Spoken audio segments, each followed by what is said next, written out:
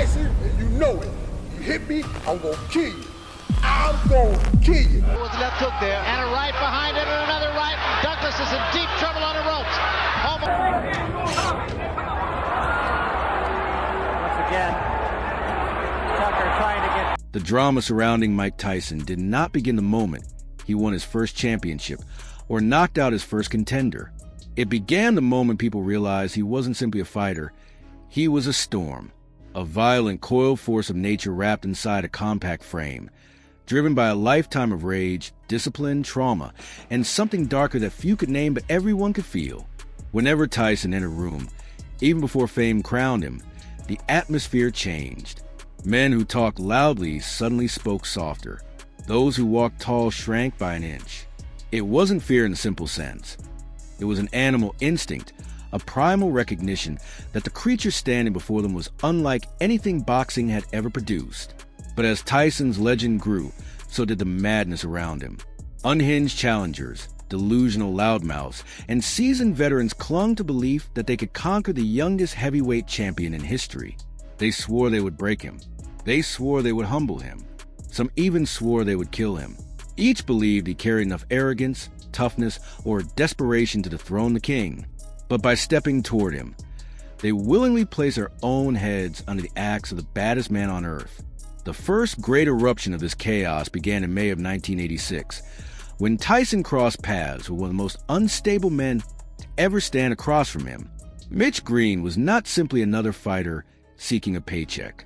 He was a street gang leader, a man fueled by ego and delusion who believed he could bully his way into higher purses and greater fame by threatening the most dangerous young fighter in the world. Green made his intentions clear publicly, loudly, and without shame. He stalked Tyson's team, berated his manager, and swore in front of cameras that he would send Tyson to the other side. He screamed warnings with trembling bravado, trying to convince the world, and perhaps himself, that he possessed the ferocity to dethrone the future champion. But Tyson saw through him immediately. To Iron Mike, a man like Mitch Green wasn't a warrior.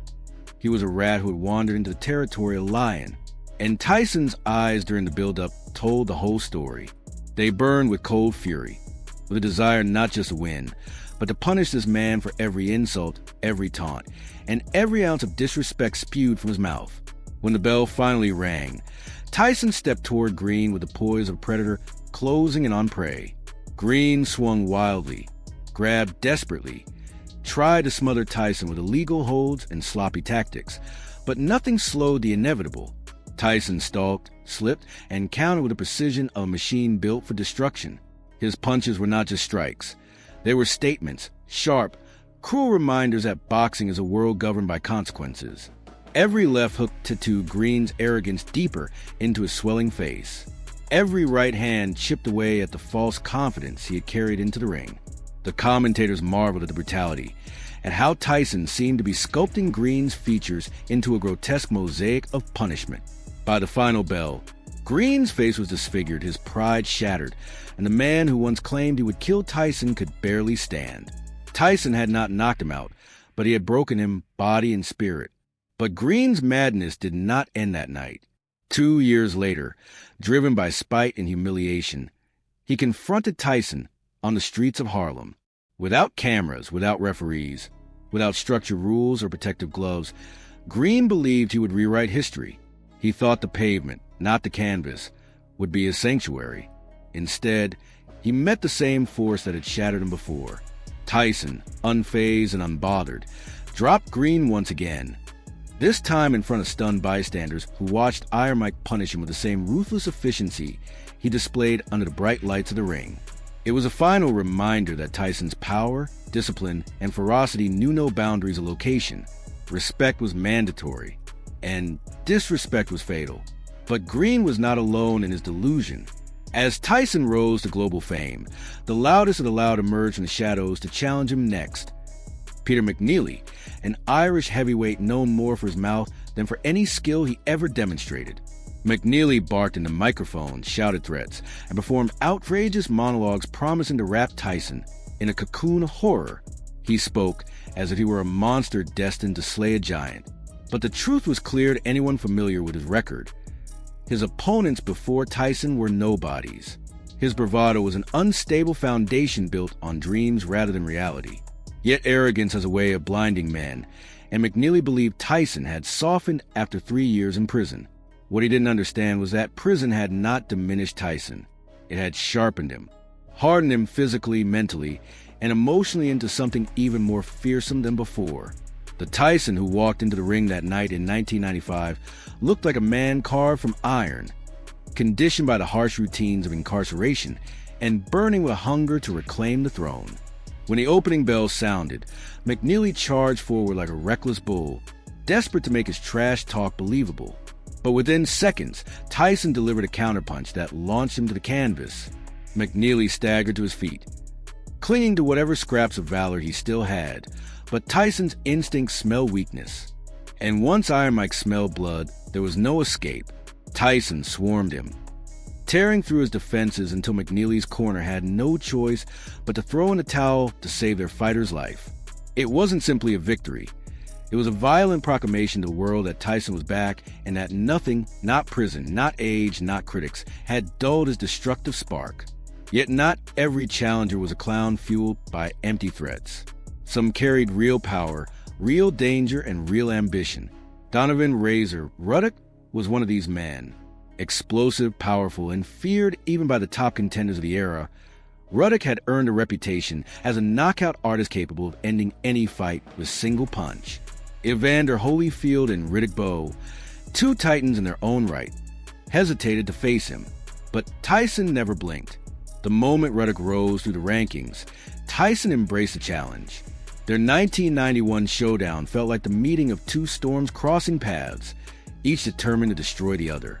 From the opening bell, Ruddock shocked the world by driving sharp, vicious punches into Tyson's chin, blows that would have ended lesser men. Tyson absorbed them, steadied himself, and fired back with the rage of a man refusing to let his myth crumble. The ring shook with every exchange, with Tyson pushing forward relentlessly and Ruddock responding with heavy counters that kept the crowd roaring. But Tyson had a gift that extended beyond power. He had timing, he had angles, and in the 7th round, he found the perfect window, slipping a punch and unleashing a counter that sent Ruddock folding into the canvas. The referee stopped the fight moments later, leaving Ruddock dazed, broken, and stripped of the bravado that had carried him into battle. Tyson had beaten him not just physically, but spiritually, dragging him from the heights of heavyweight glory into the shadows of defeat.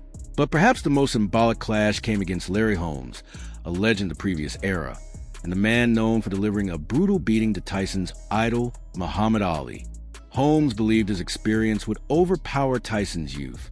He scoffed at the young champion, dismissed his achievements, and proudly declared himself a superior fighter. To Tyson, those insults forged a grudge much deeper than a professional rivalry. They stir resentment tied to the man who shaped his childhood dreams, Ali. Tyson vowed that Holmes would pay for every jab, every insult, and every condescending remark he had ever made. When the fight began, Holmes attempted to rely on his signature jab and movement, but Tyson cut through his defenses with ruthless determination. Round by round, he stalked Holmes with the cold precision of a seasoned hunter. And in the 4th round, Tyson detonated a thunderous right hand that sent the former champion crashing to the canvas.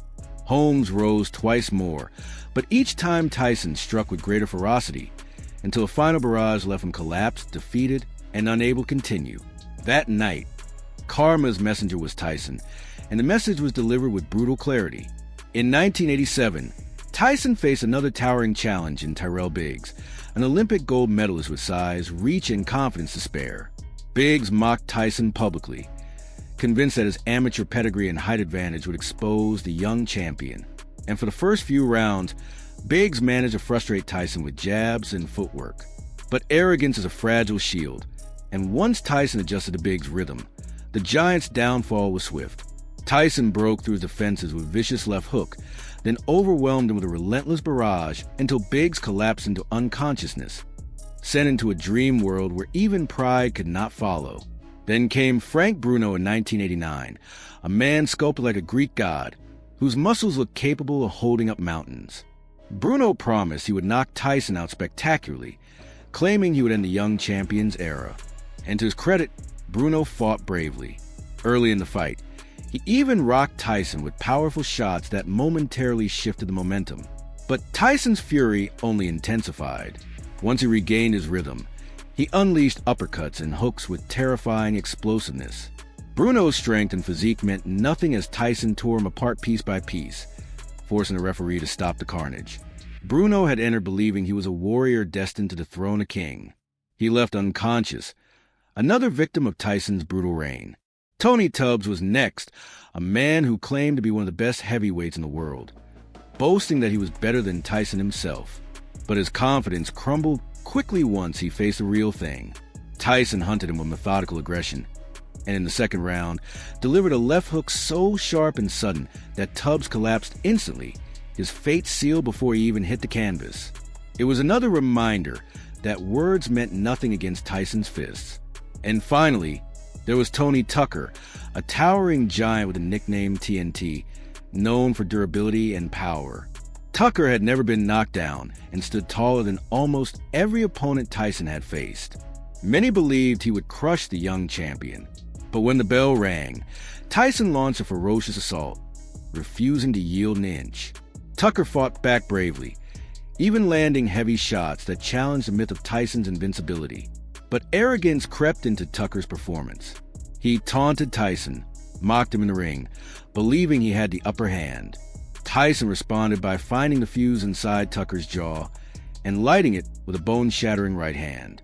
After 12 grueling rounds, the judges declared Tyson the undisputed heavyweight champion of the world. Across every one of these battles, one truth remained unchanged. The men who challenged Tyson often carried arrogance, delusion, or misguided courage. But Tyson carried something far heavier, an unstoppable purpose forged from pain, discipline, and relentless hunger. The men who swore to kill him, break him, humiliate him, or end his reign all met the same fate. They were punished. They were broken. They were reminders that stepping into the ring with Iron Mike without respect was an invitation to be destroyed. If you enjoyed this deep dive into the unhinged challengers who dared to threaten the health and legacy of Mike Tyson, make sure to like the video, subscribe to the channel, and let your voice be heard in the comments. Which Tyson moment shocked you the most? And which legendary fight or fighter should we break down next? Your engagement fuels the next chapter of this series, so join the discussion and be part of the story.